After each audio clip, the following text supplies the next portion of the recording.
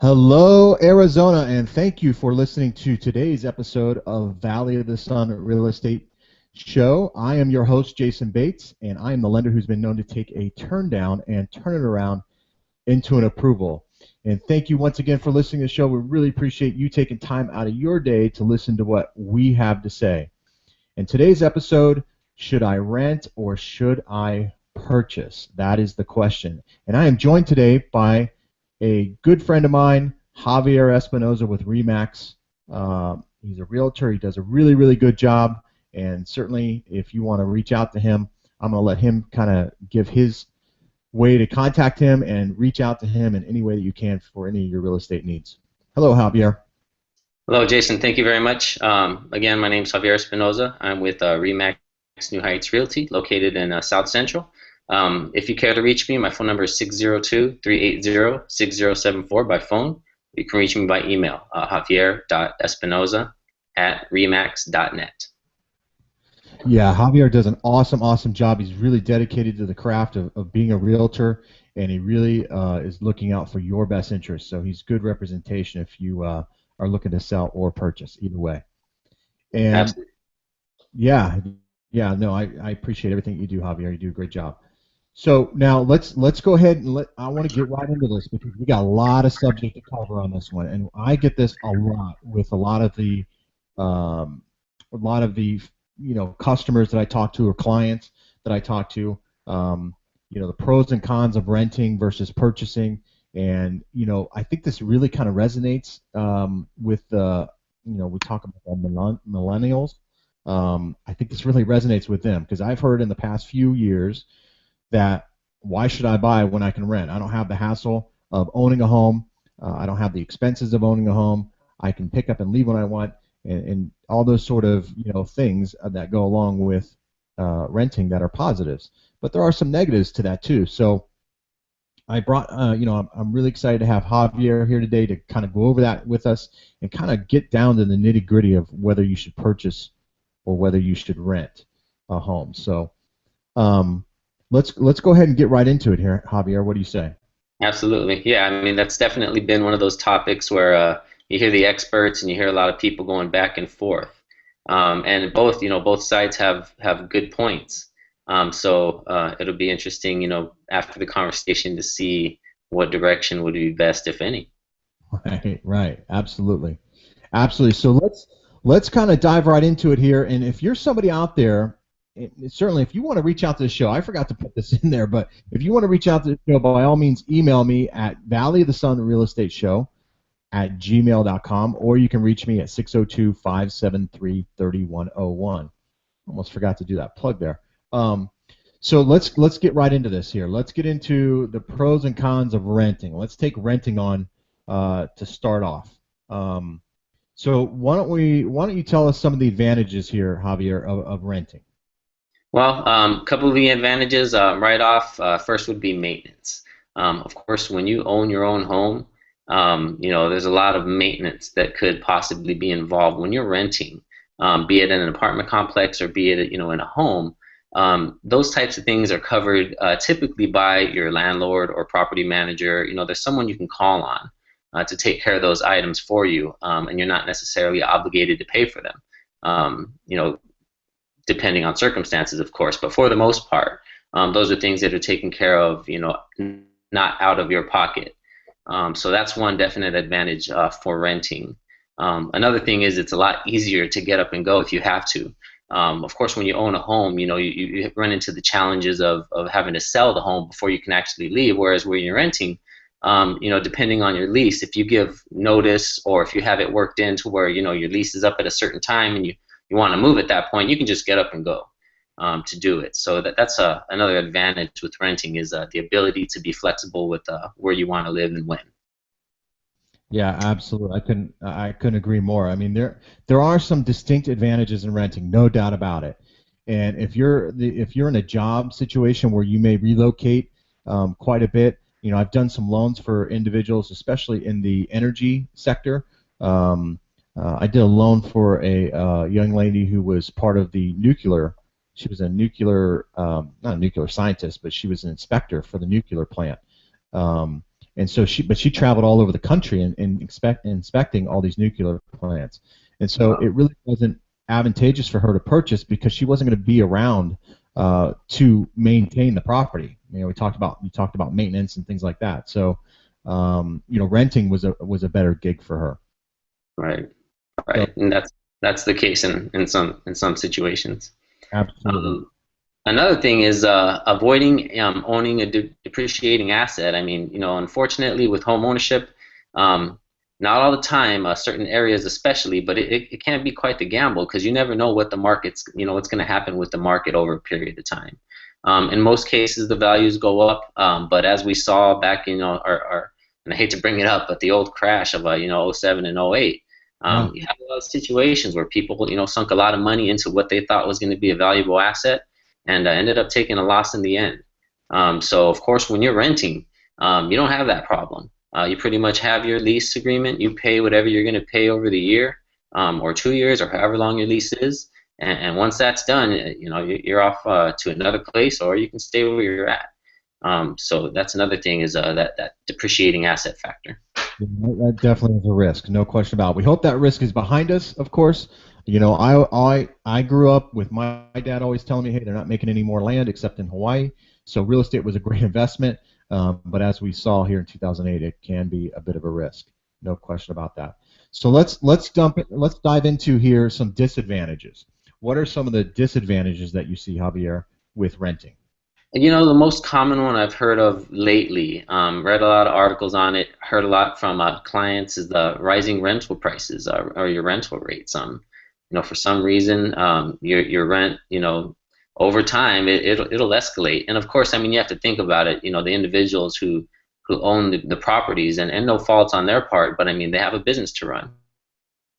Appreciate they've got different things that costs going up that they're going to have to account for. So that's one of the disadvantages is those monthly payments will increase.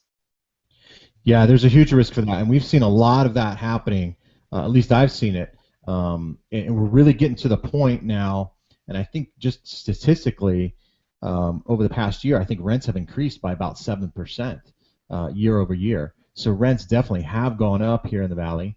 And with that being said, it's getting to the point now, this tipping point where your mortgage payment is relatively inexpensive as opposed to rent for what you get. So, but we'll get into that a little bit later in the show. But it's really right at that break-even point right now, where you can rent whatever you're paying in rent. And I see a lot of people paying $1,000, $1,200 in rent. Well, that equates to approximately $150,000 house. So that's a lot of home Right. for a lot of people. So yeah, with rent increasing and that not being predictable for I mean, once a year it could go up. That is a disadvantage, no question about it. Agreed. Agreed. Another thing is you don't really build equity when you're renting. Of course, it's not your land; it's the land of the person that owns it. You're paying rent for the time that you're going to spend living there. So unfortunately, whereas when you own a home, that monthly mortgage payment goes into paying off interest, paying off principal, eventually building equity. There's a lot that goes into that. Whereas when you're paying that rent, pretty much you're paying for that space for that period of time. None of that money is going to come back to you. So that's a disadvantage also. Yeah, yeah, good point. Absolutely, you're not building any equity. A home is still considered an asset. I know we went through, as you said earlier, about the 2008 debacle. It is an asset. Sometimes might be considered a depreciating asset.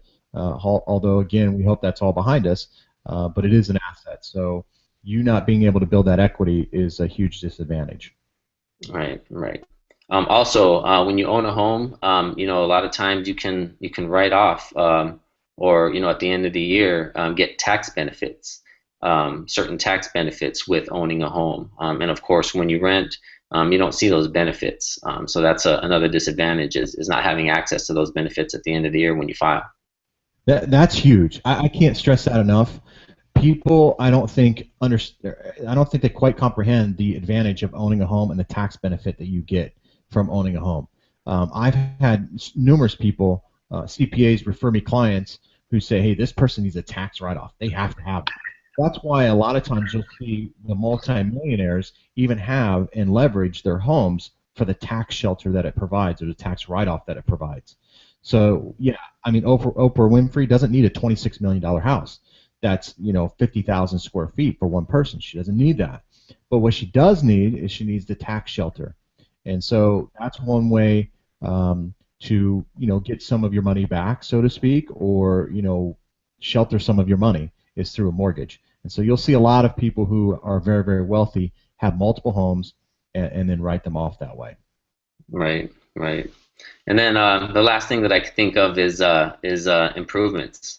If you want to update your counters, if you want to put in new flooring, if you want to paint, make different improvements that you may need to make. Of course, if something goes wrong, renting comes in handy. But on those situations where you want to make it better, or you want to make it more livable, or you want to kind of make it your own character, you have to get permission for those things when you're renting. It's kind of up to the property owner or the property manager to decide. Yeah, I think those improvements are okay, or no, they're not. And then, I mean, in addition to that, when you do make those improvements, say you do get the ability or the permission to do so, your benefit's temporary. Eventually, if you're renting the place, you're going to have to move out at some point. So you only get to enjoy those benefits for so long. So that's another a con, if you will, to renting. Yeah, no, that's a very, very good point. And most people, when they rent, they say, well, why would I want to put in flowers, spend that money for this good curb appeal on the property when I'm going to be leaving the property in a few months? Right. So when you own the home, you invest that time and you invest that pride, if you will, in the home, and it shows, and it helps that. That's the other thing. When you're doing these home improvements, you talk about painting or whatever that you may want to do to the property. That's all part of home improvement. That's all part of helping to build equity in the property. So that goes hand in hand with your ability or lack thereof of building that equity. Right. Right. Cool. So those are some of the pros and cons of renting. So we've kind of gone over those, and I'm sure there's many others out there. I know when I rented, I think a disadvantage for me personally was just the feeling that I didn't own it. The American dream is still alive out there, and it's still alive and well. But when you're renting, you don't feel like you're part of that American dream, and sometimes just that feeling alone, at least for me anyway, that kind of motivated me to want to purchase a home. So the feeling inside emotionally, and I refer that to I refer a lot of home purchasing, and Javier, you can probably attest to this. Home purchasing or buying a home is a big emotional decision. And when you lose a home, when people lost their homes in 2008, it was an emotional decision. So there's a lot of emotion that goes into owning a home, and that I think has some disadvantages when you're renting, because you don't have that feeling of success, if you will, or that feeling of satisfaction or fulfillment when you're renting. Yeah, yeah, I couldn't agree with you more. And I mean, I have to admit, I mean, I'm renting right now, and you always think, oh, and can't wait to get that house, or it's kind of that goal, that projection of, oh, this is the end line goal. It's one of those things that is very desirable, and for a lot of good reasons. Not just the fact that you build equity and all those things, but as you said, Jason, it just feels good. It feels good to have that home ownership, that pride of home ownership. Of having the place that you can call your home and doing with it what you please. I mean, if you want to move and rent it, if you want to keep it, I mean, there's so many options that you have Right. when you own the property as opposed to renting it. So yeah, very good points. Absolutely. So now with that being said, let's go into the pros and cons of buying a home. So let's go into the advantages here with purchasing a home. So Absolutely. tell me some of the advantages here of purchasing or owning your own home. Yeah, well, first and foremost, I mean, we just talked about it, building equity. Yep. That's one of the major things, in my opinion, that as a major advantage when you're buying a home is you build that equity. And sure, I mean, a lot of people make the argument that the first couple of payments, first couple of years of payments are going toward interest, but that's part of it. I mean, you have to pay for that money that you're borrowing. At the end of the day, and as time goes on, more and more of that money goes toward the value of your home. It starts to build that equity of the home. And then, depending on the market also, if you find a good place to buy, that equity comes sooner than later in a lot of cases. So building equity is a major advantage. to buying your home. Yeah, absolutely. I mean, I kind of say to buyers, when you put money down into a property, it's kind of like a piggy bank, for instance. I mean, yeah, you can't withdraw that money. I know when the debacle happened in 2008, a lot of people said, "Hey, your house is a bank, and you can just refinance the property and get whatever you want." It's not Right, like that anymore. But when you put 5% down, 10% down, and then you go to sell the property, you're going to get that money back in the form of that equity. So right, and when you put money into the property, such as painting, landscaping, maybe a room addition, upgraded kitchen, bathroom, whatever, you're going to get that money back and then some, as long as you do it right. right. Agreed. Another advantage to buying your home, and we talked about this earlier, is the tax breaks. At Yep. the end of the year, when you go to file your taxes, or at the beginning of the year, I should say, when you go to file your taxes, there's a lot of incentives that you get, a lot of tax breaks that you get when you own your own home. So taking advantage of those is a big help, and I know it definitely helps the bottom line. When I owned, it helped my bottom line. Yeah, absolutely. And I want to jump back real quick on building that equity. A lot of people do the 30-year mortgage, which is fantastic because it does offer a low payment monthly. But you can build equity very, very quickly by making an extra mortgage payment a year, Mhm. cut that term down on a 30-year mortgage, or you could even look at a 15-year mortgage. I mean, 15-year mortgages are very, very advantageous if you want to build equity very quickly. So the only problem with those is that you got to be comfortable with the payment. That's the big Right, deal. Your payment is going to be higher than what you could get on a 30-year fixed. However, if you're comfortable with it, a 15-year mortgage is a great mortgage program. And you could do 5, 10. I don't know if you want to do a 5-year mortgage, but you could do a 5-year mortgage theoretically. You could do 8 years, 10 years, 12 years. I mean, you could really pick and choose the number of years that you want to go with. Most popular are the 30, 20, and 15-year mortgages. right. Okay. So, tell me another pro here of buying a home. Well, your housing payments stay level. As we had talked about earlier, rent rates have the history of going up, kind of escalating over a period of time. Um, of course, depending on the type of mortgage you get, which is something you definitely want to ask questions about as you get your loan to make sure that it's fixed rate. Is kind of where I'm going with it, making sure to get that fixed rate if you want your housing payments to stay level. But for the most part, they do. With the exception of taxes. Your housing payment, that agreement you make when you sign that mortgage, that pretty much keeps your payments where they're at. So you don't run the risk of having those rents go up, or having the property manager or the owner of the home decide, this isn't cutting it. I need more for my bottom line, and so I'm going to raise the prices a little bit.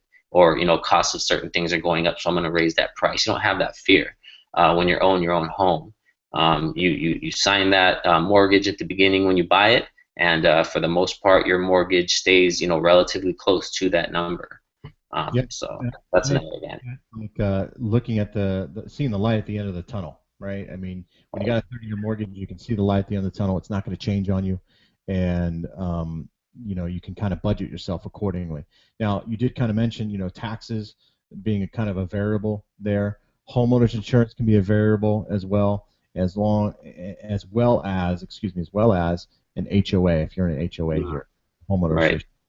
So those are the only real three variables. They don't really vary much. But if they do, that's the only thing that could impact your monthly payment. And HOA is a side. Yeah, that's totally a side note. That's not something you're going to pay the mortgage company every single month. That's something you're going to pay to the association, and typically that's done quarterly. Um, Right. okay, so you tell me another advantage of owning a home here. Well, we go ahead.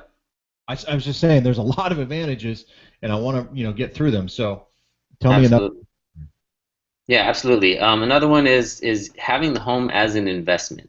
And we touched on this a little bit earlier also, but can't talk about it enough either. I mean, having that home, owning that home, you can make that an investment at some point. And maybe you move in and you love the home and you stay there, 5, 10 years, however long it is. But when you decide, hey, I want to move, you have options at that point. You can sell the home and liquidate it. Use that to fund your down payment or even purchase your next home, depending on how much money you've gained during that time.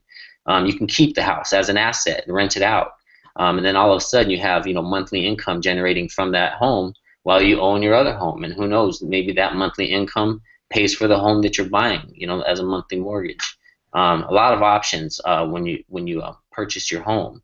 It makes it an investment.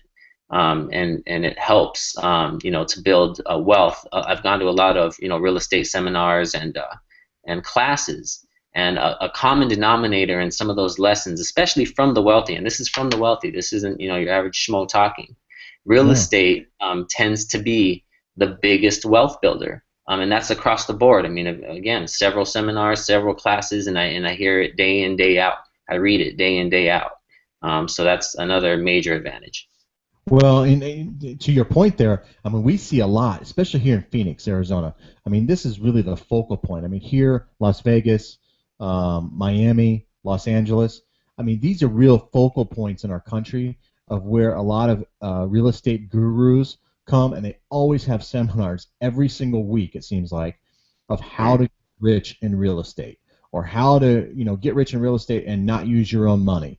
I mean, there's all kinds of schemes out there. But those are kind of schemes, but the underlying or underlayment to the whole deal is that it's still real estate, and real estate is still a great investment. And right now, it's probably a better investment than most anything else. If you listen to like Dave Ramsey or some Susie Orman or some of these other financial planners, these big, well-known financial planners, and I don't mean to give plugs on my show, but I will plug them. They're very well known for what they do and what they say.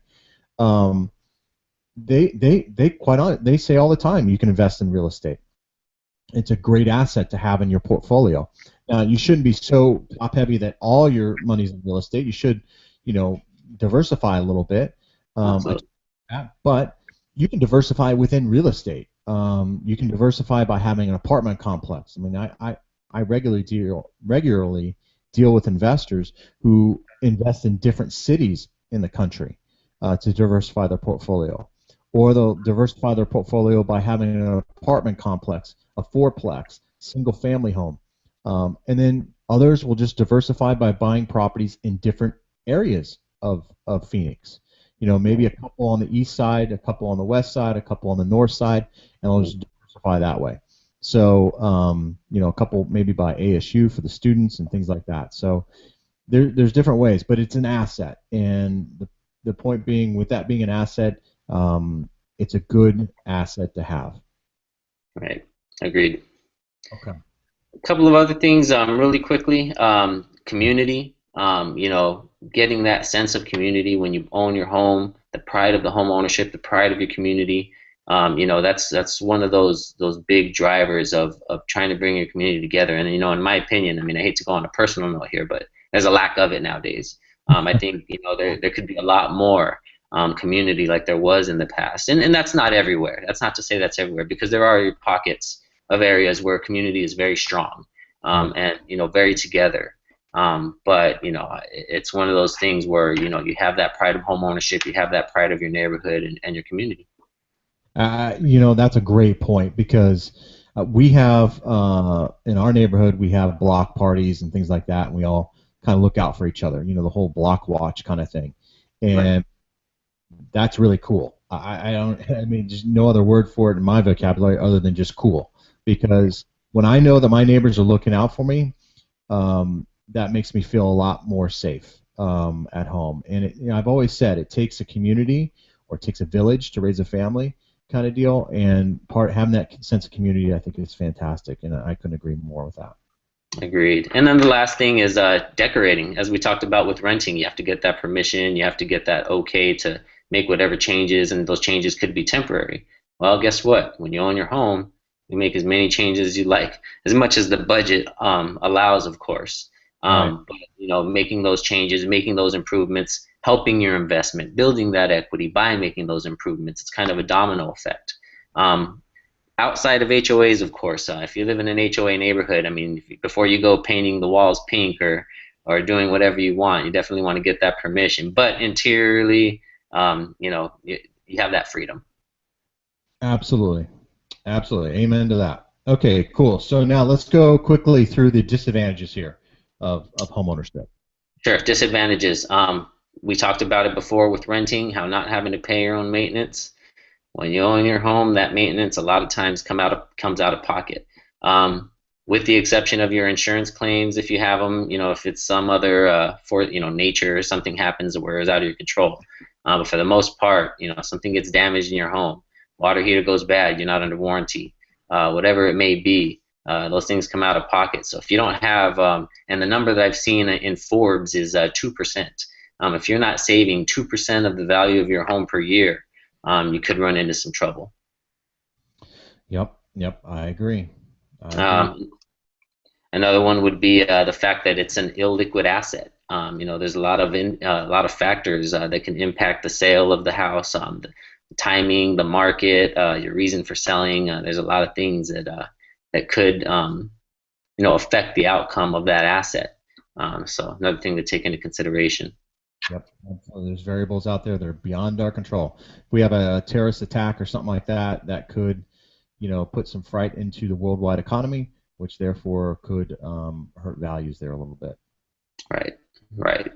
Property taxes, we had talked about that earlier. The fact that, property taxes, if they go up, it could possibly raise your mortgage rates or your mortgage monthly payment, I should say. Um, and, if you're paying them, yearly, if you own the home, another thing if they go up. But, it's another one of those factors, another one of those things that you have to consider when you're owning a home or buying a home. We talked about this again, and I don't even like talking about it. It gives me the shingles. But the house could lose value. 07, 08, we had the big bust. People were, there were very few houses out there under 200,000. A lot of people sunk a lot of money into those assets and took a big loss as a result. From experience, my house, it was appraised at 216,000 when I bought it. After the market crashed, it was down to 50,000. So those types of things. Now, God forbid that ever happens again. And from the looks of it, it doesn't look like it would. But like it or not, it's a factor. Absolutely. We all look at real estate a lot differently today than we did back then, for sure. For sure. Absolutely, absolutely. Cash investment. You have those down payment money that you have to come with up front. That cash. There's a lot of upfront costs that come with it. You got to pay for an appraisal. You have to pay for an inspection. Setting up your city services and your utilities. There's a lot of money that's needed up front to move into a home. Now, luckily, with guys like Jayson, there's a lot of things that can be done to help alleviate a lot of those costs. So, I mean, there's programs, there's different methods to taking home ownership that can help, alleviate some of those costs or deduct some of those costs. But it's another one of those things that you have to take into consideration.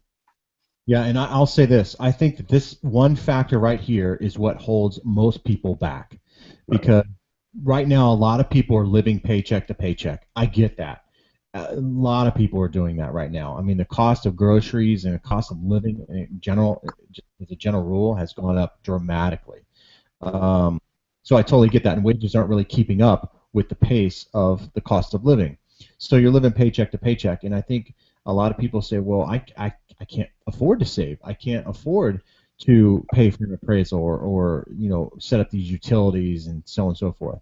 Well, Javier's exactly right. There are programs out there, and you need to reach out to me if you feel like you want to own a home, but just not quite sure how to go about, maybe saving the money or getting the money so that you can purchase a home. Because there are programs out there with no money down, with very little money down, and there are other programs out there that will help you with setting, up your closing costs and things like that. So between Javier and myself, I've gotten people into homes with as little as $500 out of their pocket.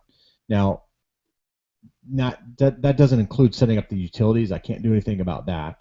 But just out of your pocket, $500 to get into a home, that's pretty good. I mean, that's really good. You can't get into a rental for that. So I was just gonna say. I mean, we can do that, and set that up for you. So you got to reach out to us. Again, you can reach out to the show by emailing Valley of the Sun Real Estate Show at gmail.com or calling me directly at 602-573-3101 or call or email or visit Javier's website. Okay, so I think that's just a big factor there, saving up that money. That tends to be a disadvantage, but it shouldn't be a disadvantage. You know, it's one of those things. Yeah, it's a real cost. We need to disclose it, but it's not something necessarily that is going to be something that would prevent you or prevent you from buying a house. So give us a call. We'd be more happy to help you out with that. Now, the other thing here, homeowners insurance is mandatory. You know, homeowners insurance, you have to have it. The lender's going to require that, homeowners insurance. So, you know, you're going to have it. It's not like renting where you have rent insurance or you don't have renter's insurance. Most people don't cover renter's insurance. So, you know, the homeowner's insurance, you have to have it. It's just a non-negotiable with a lender if you're getting a loan. So, Right. so let's run through real quick here, Javier, real quick, because I want to keep this kind of a little bit short here. But just some important questions that you probably need to ask yourself if you're going to be renting or purchasing. So I don't want to go into too much detail because everybody's questions might be slightly different. But these are just some major questions that you should ask yourself if you're looking to purchase or rent a home. So, I'll go with question number one, and then you can do question number two here, Javier. But question number one, how long do you expect to live there? And I always ask that, and the reason I want to kind of take this one here is because I always ask that when I interview or talk to a client when purchasing a home, because that helps me determine what type of loan might best suit them. You know, I'm not a loan officer who's going to try to steer you in any one direction. You're free to go with whatever you want to do when it comes to your loan options go. But I want to present all loan options to you. So if you say you're only going to be in a house a couple years, a 5-year ARM might be an option for you, or maybe a shorter term to build that equity. So when you go to sell the property, you've got some equity built in that you can then put down on the next home. So ask yourself how long you expect to be there for the home. Right. Yeah, another thing to consider, and we discussed it, was the cost of buying. There's a lot of money that you have to come up with up front in order to purchase a home. Versus when you rent, there's also those upfront costs. So when you're renting, you have to think about things like a security deposit. You have to worry about first month's rent, in some cases last month's rent also. You've got to make sure you have cleaning deposits. If you're going to have pets, you have to make sure that you have a deposit for that also. And sometimes that's not a deposit; it's actually just a fee. But depending, there's those upfront costs. And then also, when you're buying a home, there's also costs. So you have to come up with the earnest deposit. That can be anywhere from $500 to $1,000, or 5% of the sales price, depending on the value of the home. When you're, depending on the type of loan you're going to get, there's certain money that has to come out of pocket with that also. Luckily, guys like Jayson have really good programs to where you can get in for $500,000, but that doesn't always happen. Sometimes with your FHA loans, you have to come up with 3.5% of the home value. So if you're looking at a $100,000 home, that's $3,500 out of pocket. If you're going conventional, you might have to come up with $20,000 out of pocket. I'm sorry, 20,000, 20%, I should say. So that's another factor you want to take into consideration when looking at both of them. Is those upfront costs. Yep, absolutely. Now, did you say $500,000 or $500? If I said 500,000, I meant to say 500. No worries, man. All right, cool. So, and then the future. What are your plans for the future? That kind of goes along with question number one. How long do you expect to live there? What are your plans for the future, though? But when we ask that question, when you ask yourself that question, do you plan on getting married? Do you plan on having children? Do you plan on getting a big promotion that may take you somewhere? We all kind of plan for that, I guess, or maybe we hope for that. Not necessarily plan for that, but we hope for that, right? But just kind of take a step back and reevaluate what your future plans, what your goals are, and then see if homeownership or renting fits into those plans. Right. Good point. And then do you have the ability to finance or purchase a home? When we go to buy a home, of course we have to qualify for a loan, unless you have the cash up front. But if you don't, a lot of times you're gonna have to go to a bank, you have to go to a lender, and get that money. So some things to take into consideration: your credit score. A lot of FHA loans are starting in the 620s to 580s. I think the 620s to 580s. Your income, how much you make every year, every month will determine, the scale of home that you're going to be able to buy. Debt to income ratio, how much debt do you have out there versus how much you're making. That's a factor that's taken into consideration when you're trying to go out and get a home.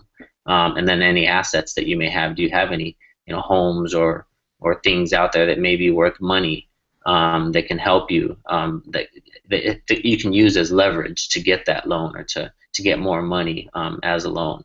And then, financing, doing that versus renting. Do you have the ability to finance that? Obviously, it's not as big of a hurdle, but I've seen cases where it's almost more difficult to get into a home renting than it is to actually get a loan. There's some property management companies out there that are very stringent when it comes to the types of people that they let come in and rent their homes. So that's another thing, these things that I went over: credit score, income, debt to income ratio. That's not just for purchasing a home. That can be taken into consideration if you're looking to rent a home also. Yeah, good point. And I, again, I think this is another area that holds people back from applying for a home. I just don't think the word is out there. There are a lot of programs out there, and I help a lot of people who have credit problems, and I will give you guidance on what exactly you need to do if you want to purchase a home. I can give you step-by-step instructions on exactly what you need to do to your credit. Once we take a look at it, we have a consultation of exactly what you need to do to become a homeowner. You may be surprised. You might be able to purchase a home immediately. There are a lot of programs out there. I mean, I go down on low FICO scores.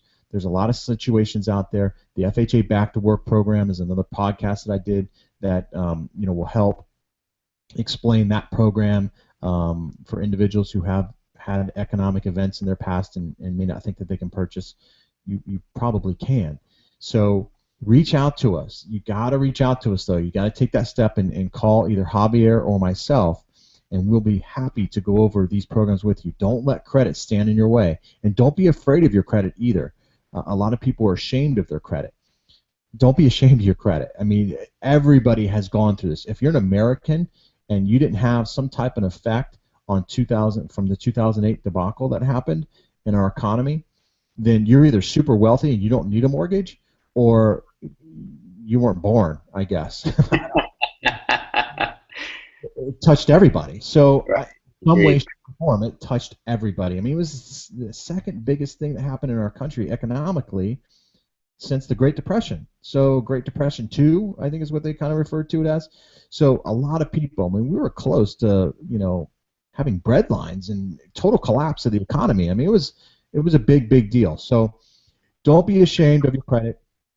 Give us a call. We're here to help. We're not here to criticize or judge. We're here to strictly help you. So definitely reach out to us. So in conclusion here, let's just kind of wrap it up. I mean, buying a home or renting, either one is a big, big decision. Buying a home is a scary decision, can be, as I said earlier, and Javier said, it's an emotional decision. We totally understand that, but then again, renting can be an emotional decision too. So it's a big, big deal having a roof over your head. So we're here to help either way, or whatever you decide. Whether you're deciding to rent, Javier can help you with that, because you want to have a certain contract in place too on those rental agreements. Make sure you're good to go there. Javier can certainly help you with that. And if you're looking to purchase and finance a home, I'd love to help and earn your business. So reach out to the show here at Valley of the Sun by emailing the show at valleyofthesunrealestateshow@gmail.com, or call me directly at 602-573-3101. And so, Javier, tell us how we can get a hold of you, so if somebody's got some questions or needs some help with some rentals or whatever. Yeah, if you have any questions, again, feel free to call Javier Espinoza. My phone number is 602-380-6074. Email address is javier.espinoza@remax.net. Javier Espinoza, spelled as it is at the bottom of the screen here. And yeah, please feel free to reach out anytime. This isn't necessarily to steer you toward one or the other. This is just to help you make an informed decision on what you want to do with your future. Absolutely, absolutely. Well, hey, thanks a lot, Javier. Great to have you on. I really appreciate you taking time to spend with me here today. And thank you all for listening, whether you're listening to us through through iTunes or watching us here on YouTube. Definitely appreciate you taking time out of your day to listen to what we have to say here at Valley of the Sun Real Estate Show. Thank you, Javier, once again, and I look forward to doing another show with you for sure. And Thank you. yeah, and thank you for listening out there, and I hope to hear from you guys soon. So take care, and until next time, we will see you later. Bye-bye. Bye.